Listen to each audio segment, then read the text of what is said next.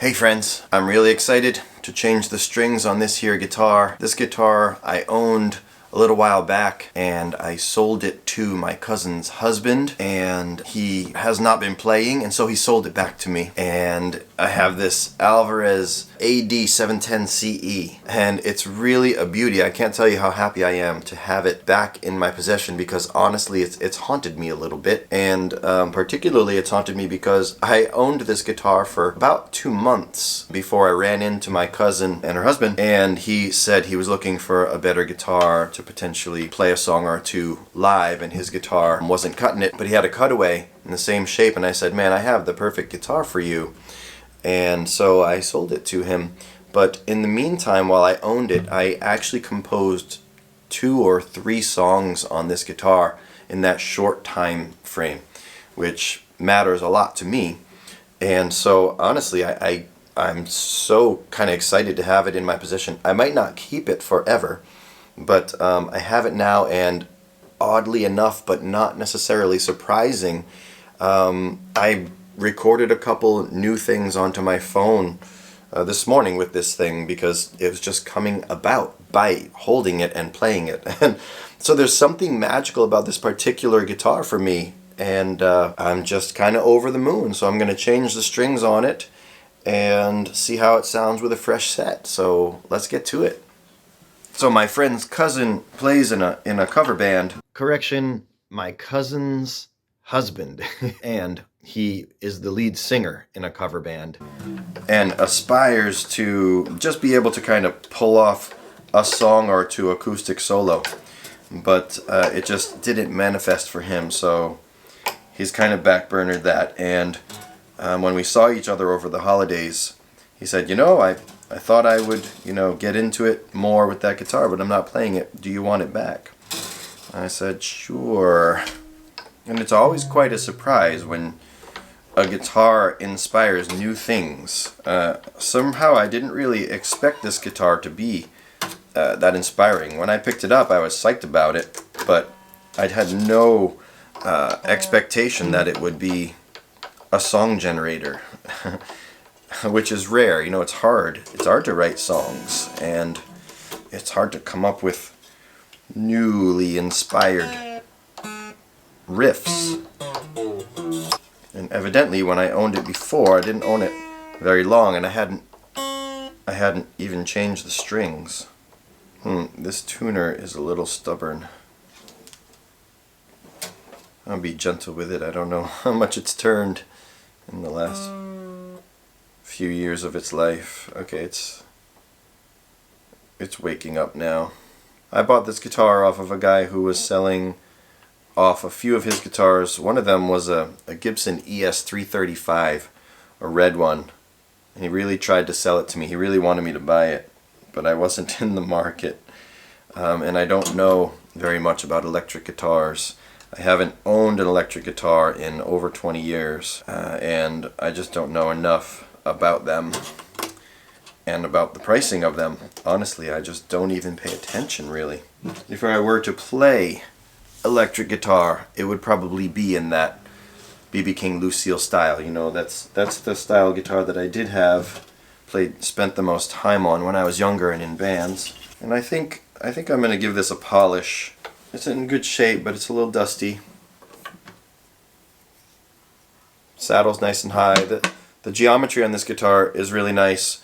The action's really low on it. It's a little buzzy for me, and I would I'd like to find the perfect action, of course, but it's hard for me to get along with that constant buzzing, non-pure tone.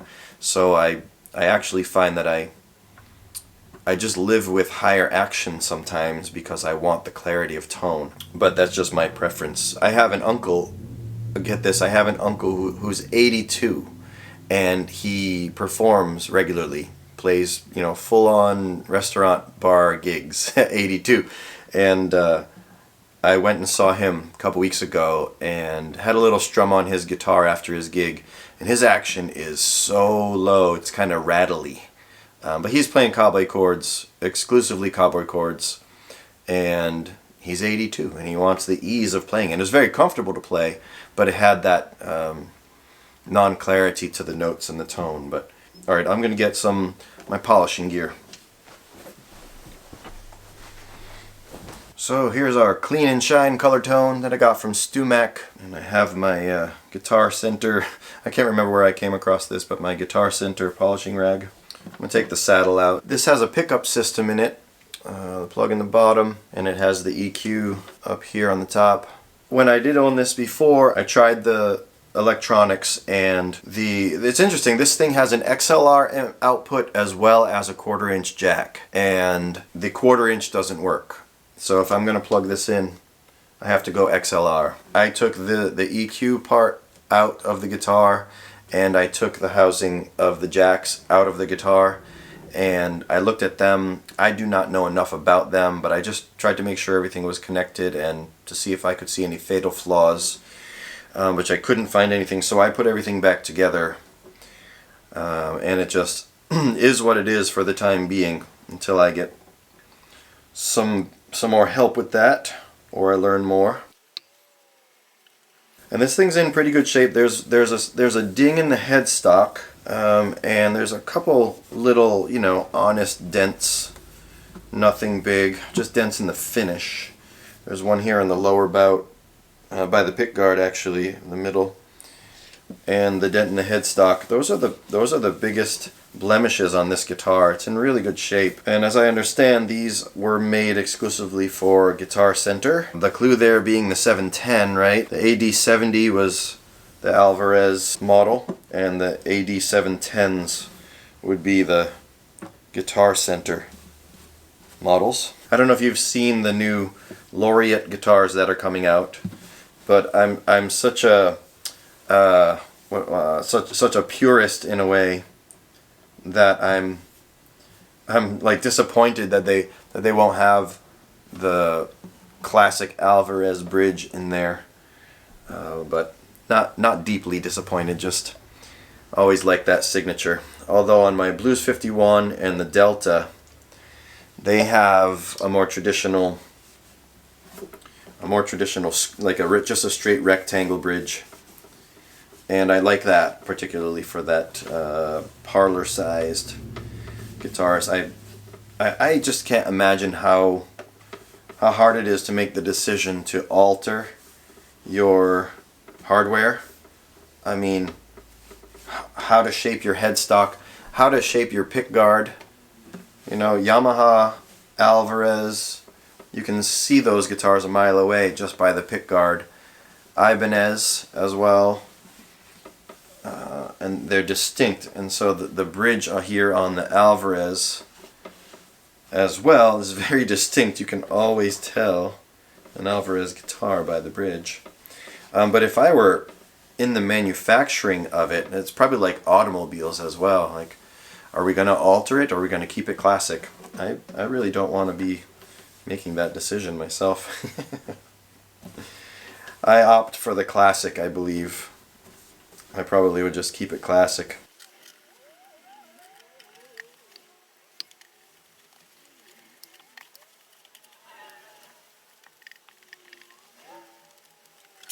I'm not going to mess with the fretboard. It's in fair shape. I'll probably actually need to tighten a couple of these. 2 of them are loose, I can see that. The finish of the neck is different than the finish of the body. It's probably considered matte. I'm going to get my wrench and tighten a couple of these posts. I just grabbed the adjustable for this. It's the fastest thing. It's over by my desk, so I just grab it. So the 4th string needed a little tighten. The 5th string need a little tighten. The 6th string need a little tighten. The 1st pretty much needed a little tighten. They all need a little, just a little tweak. All right, so this is there's a ding in the headstock. I think you can probably see it there. It's mostly a finished ding, so I could probably repair it actually. The wood's not damaged at all. All right, on with some EJ16s.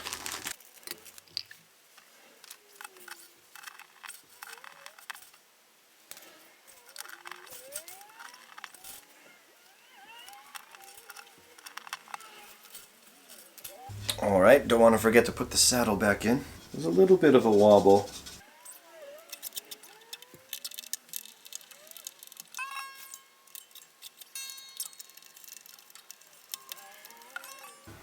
So there's a chance that this guitar may ultimately end up in a friend of mine's hands.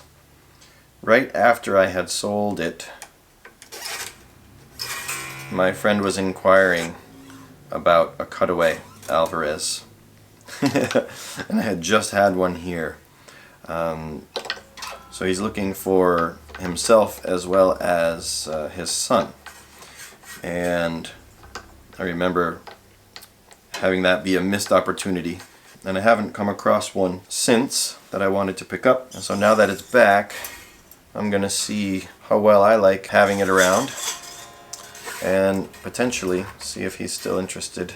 There's only a couple songs where a cutaway really serves me well. It's not even a necessity for me at all, so it's not about the cutaway for me. But the tone of this guitar it's really nice. I have to say, it's really nice. I had a Taylor 310 through here a couple years ago, and I think this thing would give it a run for its money. That was a Taylor that I really enjoyed playing. It was very much a Cadillac to me. I know there's higher models, the 710s, the 810s, etc. But that 310 was a really nice guitar. I find Taylors don't really do it for me. I really haven't found them to suit my style and my ears, nor just the ergonomics, I guess. I don't know. I don't know what that really means, but I actually recorded a song on the Taylor. Recorded 2 songs on the Taylor, because at the time my main guitar was in the shop getting some work done, and I wanted to get a song recorded. I used that Taylor, and it was serviceable. Very nice. So I recorded a song called Jubilation. You can find on my page here in the channel. But I wrote Jubilation on this guitar, actually.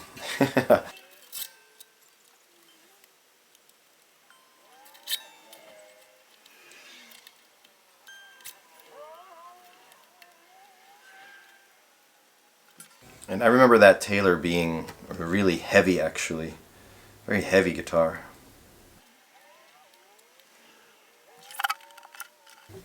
Alright, let's tune it up.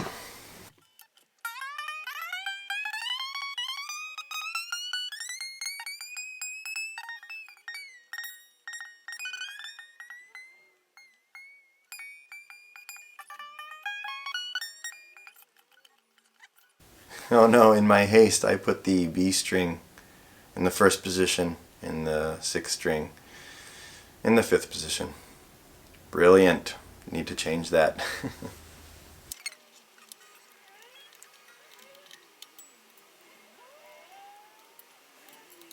So this could pose a problem with the B string having been kind of kinked, but we'll see. I'm going to give it a try. It might break sooner or later. I have to say, having recently strung up a nylon string guitar, which I haven't done in a very long time, I think I've only done it 2 or 3 times, I really appreciate the steel string. The ease of settling strings in on a steel string guitar. They settle in a couple of hours. You stretch them out a little bit and they're ready to go. Not even a couple of hours. Stretch them out and go. It took a couple days for those strings to really settle. So it's a little funky here on the 1st string because it got kinked. I could cut it off so it's not so weird, but I already have it a pretty good tangle up there in general, so let's finish tuning this thing up.